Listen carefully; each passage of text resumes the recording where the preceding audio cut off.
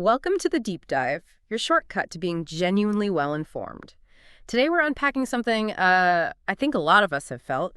You know, when you understand English perfectly well, maybe reading it, hearing it, but then when it's your turn to actually speak, your brain just, well, freezes up. Like if you've ever watched a whole movie, totally got it, but then someone asks, how was your weekend? And you just stammer.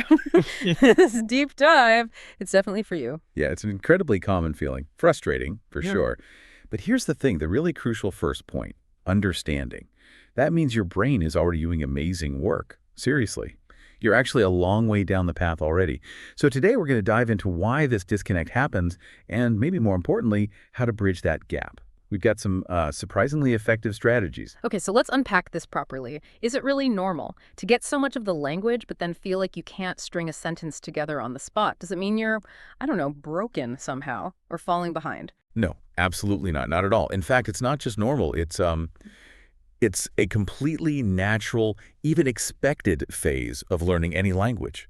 Doesn't matter if you're a baby learning your first words or an adult tackling number 2, 3, whatever.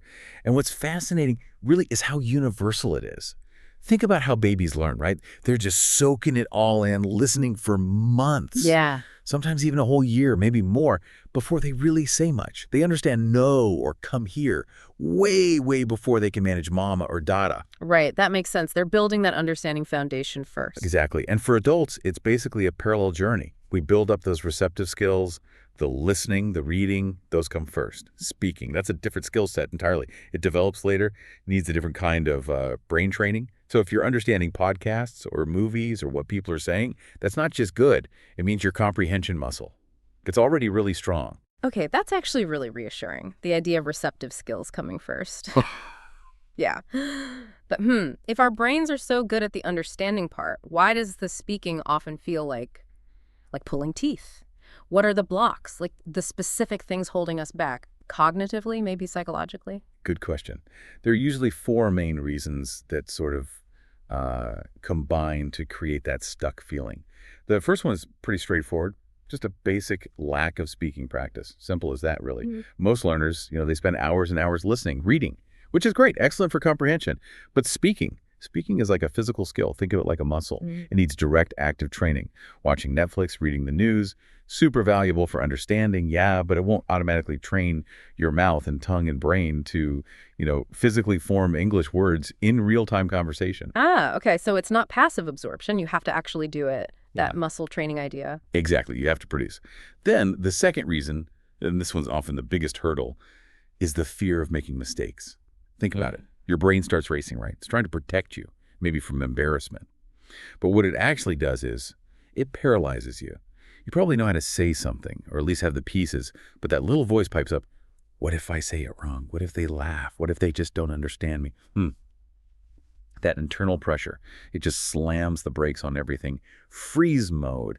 And the key insight here isn't just mistakes are okay, it's that mistakes are actually, they're essential.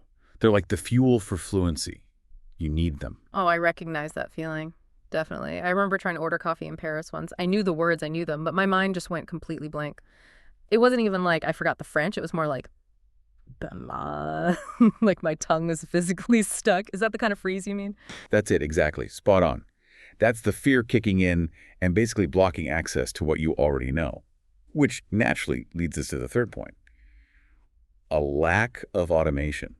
See, in your native language, speaking is mostly automatic, right? You don't consciously think, okay, I need a verb here, now an adjective. It just flows. But in English, especially when you're still learning, your brain is actively working. It's translating, it's searching for the right word, consciously constructing sentences, and all that conscious effort. It takes time. It makes conversations feel slow, maybe a bit clunky. But the good news is, with consistent active practice, those responses, they do become automatic over time. It's like building neurological superhighways for those words and phrases. That automation idea is really interesting. Does it just suddenly click for people? Or is it more gradual? Like you don't even notice it happening until one day you realize you just spoke without thinking. Yeah, for most people, it's definitely gradual, almost imperceptible day to day. Then suddenly you'll find yourself, maybe you've just strung together a few sentences without consciously planning each word, and you think, whoa, wait a minute. That's a huge milestone. And that brings us to the fourth reason, having a large passive vocabulary. but a smaller, active one. You understand thousands, maybe tens of thousands of words when you read or listen. That's your passive vocabulary. It's stored in there. But when it's time to speak, your mind draws a blank because you haven't practiced retrieving and using those specific words instantly. Your active vocabulary, the words you can actually pull out and use on demand, is much smaller. So the real revelation here, you're not forgetting the words. Your brain just hasn't built the fast pathways, the muscle memory, to grab your passive vocabulary for active use. It's a retrieval issue, not a knowledge gap. Wow, okay. That distinction is huge. Passive versus active. It's not about not knowing, it's about not being able to get to it quickly enough. So, okay, knowing all that, what do we do about it? What are some powerful, practical steps people can actually take to get that speaking fluency going? Right, let's get practical. There are 5 really effective strategies that can make a huge difference. First one, and it might sound a bit odd at first, is to talk to yourself every day. Seriously, just describe what you're doing out loud as you do it. Okay, I'm making breakfast now. I need to water the plants. I have that meeting at 10. This gets your brain used to forming English sentences on the fly, but without any pressure from listeners. Huh. Okay, my internal monologue is usually more like, did I leave the stove on? But I guess I am now buttering this piece of toast is a step up. It feels kind of liberating, actually. No judgment. Is that why it works so well? Takes the pressure off? Exactly. That zero pressure environment is key. Okay, second, practice shadowing. This is a really powerful technique. You listen to a short sentence, maybe from a movie clip, a podcast, whatever, and you immediately repeat it. Try to copy everything, the accent, the intonation, the rhythm, as closely as you can. Start with really short bits, like just a few words, and slowly make them longer. This builds muscle memory for your mouth and tongue, tunes your ear to the natural rhythms, and helps you sound more natural, more confident over time. Shadowing, like a verbal mirror. Does that help with that ear-brain connection, too? Tuning into how native speakers actually sound. Oh, absolutely. It trains your ear to pick up on the subtle stuff and your mouth to reproduce it. It's fantastic for pronunciation and flow. Third strategy, record yourself. Pick a simple topic, your weekend, favorite film, plans for tomorrow, anything. Talk about it for just, say, 1 minute, into your phone, whatever. Then, and this is the important part, listen back.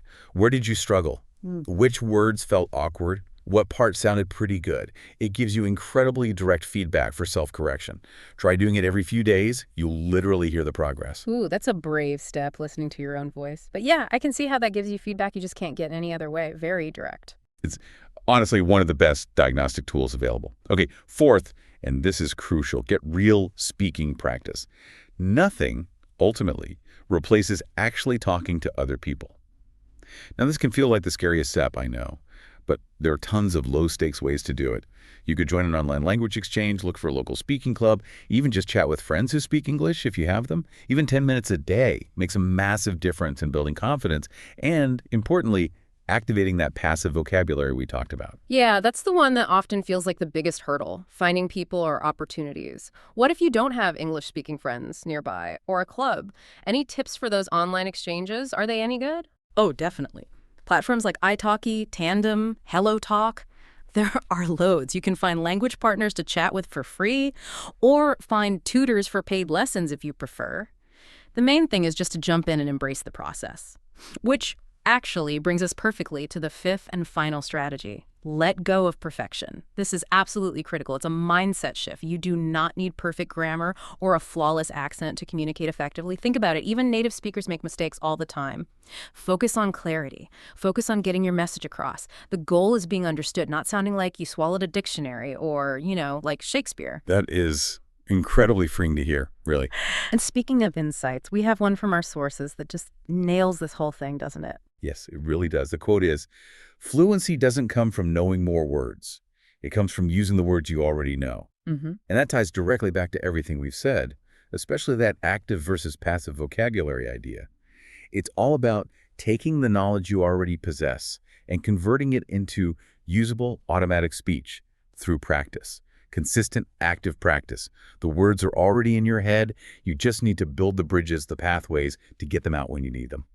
So, bottom line, if you understand English pretty well but get tongue-tied when you try to speak, please don't beat yourself up about it. You're not broken. You're definitely not behind. You're just right in the middle of a very normal, very natural part of the learning process. Exactly. And the best part, now you know how to move forward. You've got the tools. Just take small steps consistently. Speak out loud, even if it's just to yourself at first. Make mistakes, expect them, even welcome them, laugh about them, and just keep going. You're building those neural pathways, strengthening those speaking muscles bit by bit. And remember this, every single word you decide to actually speak out loud in English, no matter how simple or maybe imperfect it feels, that's one huge step closer to real fluency. So start today, maybe just narrate making your next cup of tea, and really think about the power of that consistent, active practice.